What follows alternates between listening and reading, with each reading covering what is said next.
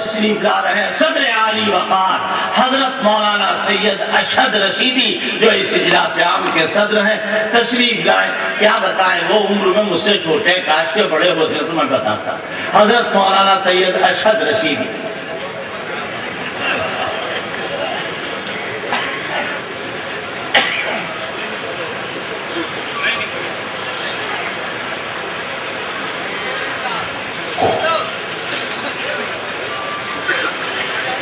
بسم الله الرحمن الرحيم الحمد لله رب العالمين والصلاة والسلام على سيد المرسلين وإمام المتقين وقائد الغر المحجلين ورسول رب العالمين سيدنا محمد المصطفى والمجتبى وعلى آله الطيبين الطاهرين۔ حضرات علماء کرام، مہمان خصوصی اور صوبے کے کونے کونے سے آئے ہوئے جمعیت کے خدام، میں سب سے پہلے آنے والے مہمانوں کا تہہ دل سے شکریہ ادا کرتا ہوں اور دعا کرتا ہوں کہ اللہ رب العزت آپ کے اور ہمارے اس مل بیٹھنے کو قبول فرمائے اور قوم و ملک کے لیے ہمارے جمع ہونے کو مفید بنائے۔ میرے دوستوں اور ساتھیوں، آج جمعیت نے آپ کو آواز دی ہے، لیکن یاد رکھیے یہ جمعیت کا کوئی نیا عمل نہیں ہے۔ جمعیت اپنے وجود اور تاسیس کے دن سے لے کر کے آج تک قومی مسائل پر مسلمانوں کو اکٹھا کرتی رہی ہے اور انشاءاللہ کرتی رہے گی۔ اور جمعیت کی یہ تاریخ ہے کہ جب اس نے مسلمانوں کو آواز دی ہے اور مسلمانوں کو جمع کر کے مسلمانوں کے سلگتے ہوئے مسائل کو اٹھایا ہے تو حکومت وقت گھٹنے ٹیکنے پر مجبور ہو گئی ہے اور انشاءاللہ آج بھی مجبور ہوگی۔ میرے دوستوں، جمعیت العلماء حضرت صدر محترم کی سرپرستی میں، آپ کی نگرانی میں آگے بڑھ رہی ہے اور یوپی جمعیت کا میں ایک ادنا سا خادم ہوں۔ حضرت مولانا عبدالعلیم صاحب میرے بڑے ہیں، اس لیے میں خاموش رہا۔ اگر کوئی میرا چھوٹا ہوتا تو میں اس کو جواب دیتا، مگر مولانا کو کیا جواب دوں؟ میں تو خادم ہوں، میری خادم سے زیادہ کوئی حیثیت نہیں ہے۔ میرے دوستو، جمعیت العلماء کہ اس اجتماع کے ذریعے سے ہم چند باتیں یوپی سرکار کے کانوں تک پہنچانا چاہتے ہیں، اس امید کے ساتھ کہ مسلمانوں کے اس جن غفیر کے دل سے نکلی ہوئی باتیں ان کے دلوں پر اثر کریں گی اور اگر وہ مسلمانوں کے مسائل پر، جمعیت العلماء کی آواز پر اور ہمارے مطالبوں پر کان دھریں گے تو ہم یہ بات کھل کر کے کہتے ہیں کہ آئندہ آنے والے الیکشن میں اس کا فائدہ ان کو پہنچے گا۔ اور اگر انہوں نے آواز نہیں دھری تو مسلمان جس طرح کرسی پر بٹھاتا ہے، اسی طرح کرسی سے ہٹانے کی بھی وہ طاقت رکھتا ہے۔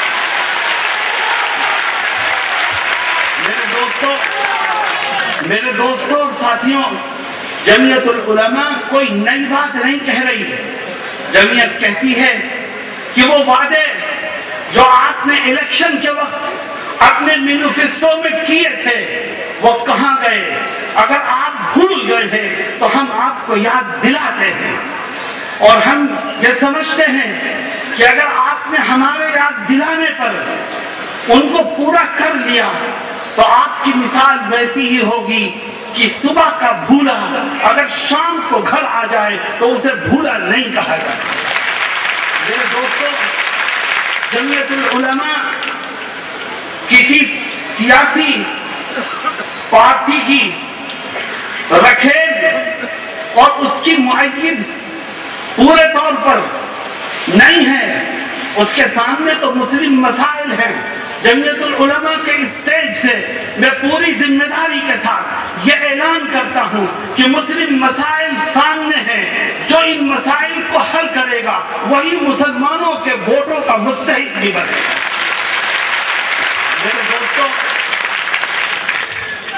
समाजवादी की हुकूमत आई, यूपी सरकार बनी और सरकार ने इलेक्शन के वक्त अपने मैनिफेस्टो में इस बात का ऐलान किया था कि अगर हम इख्तिदार में बैठे तो मुसलमानों को जिंदगी के हर शोबे में 18% रिजर्वेशन देंगे।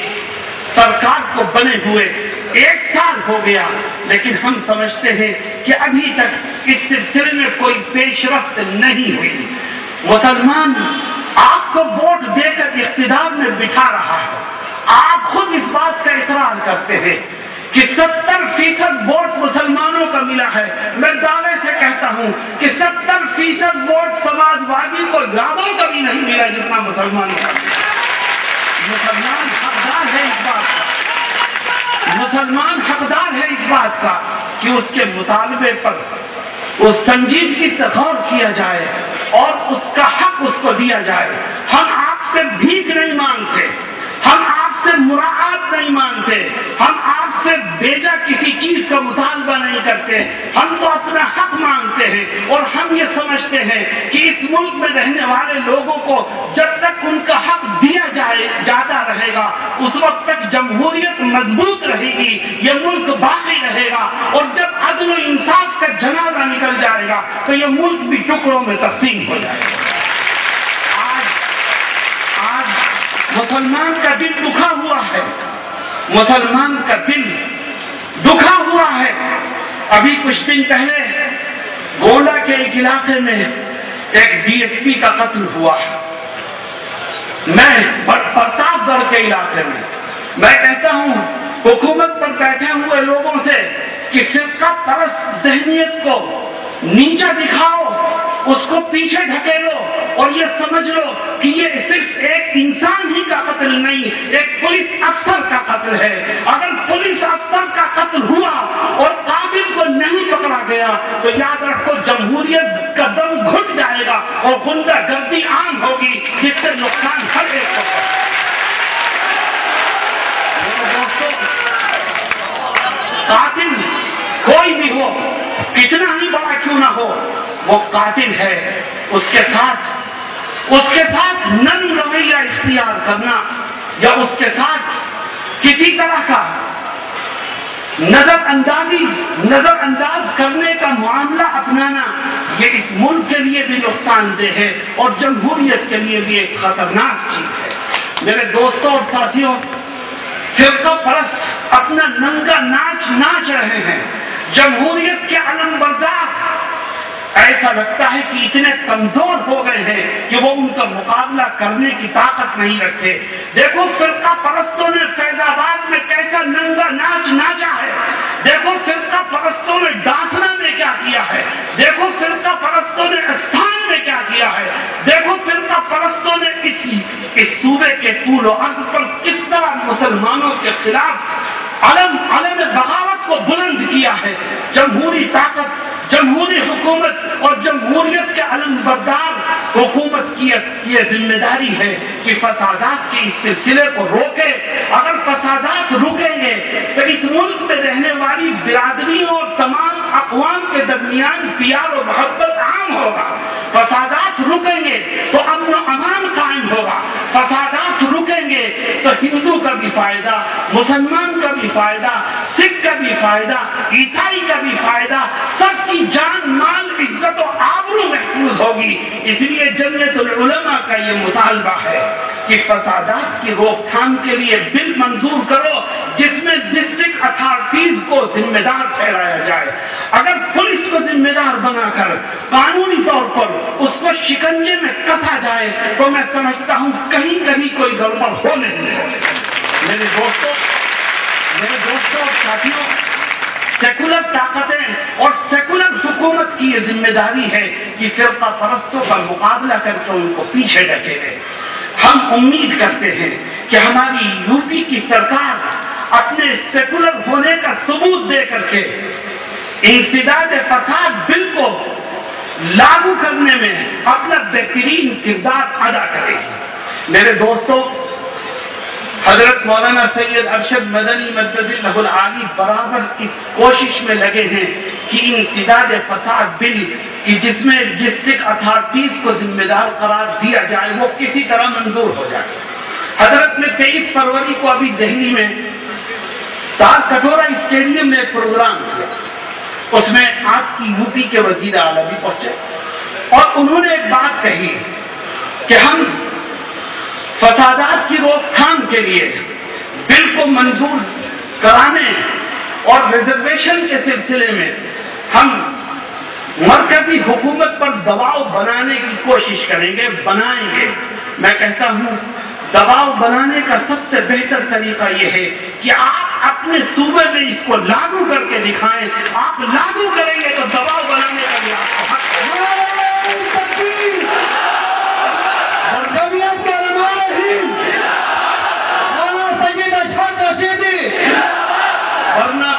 ورنہ زبانی جمع خرچ سے کچھ نہیں ہوتا۔ آپ عام طور پر کرسی پر بیٹھے ہوئے لوگ چند جملے بولتے ہیں، ہم کر رہے ہیں، ہم کریں گے۔ یاد رکھو، کر رہے ہیں یا کریں گے اس کا وقت چلا گیا، اب کہو ہم نے کر دیا، کبھی یہ مسلمان مطمئن ہوگا ورنہ نہیں۔ محض وعدوں سے، تسلیوں سے آپ قوم کو کب تک دلاسا دیں گے؟ یہ قوم بہت کچھ جھیل چکی ہے، اب عملی اقدام کا وقت ہے، اب وعدوں کا وقت نہیں ہے۔ حضرت صدر محترم تشریف فرما ہے، وہ آپ کے سامنے تفصیل رکھیں گے۔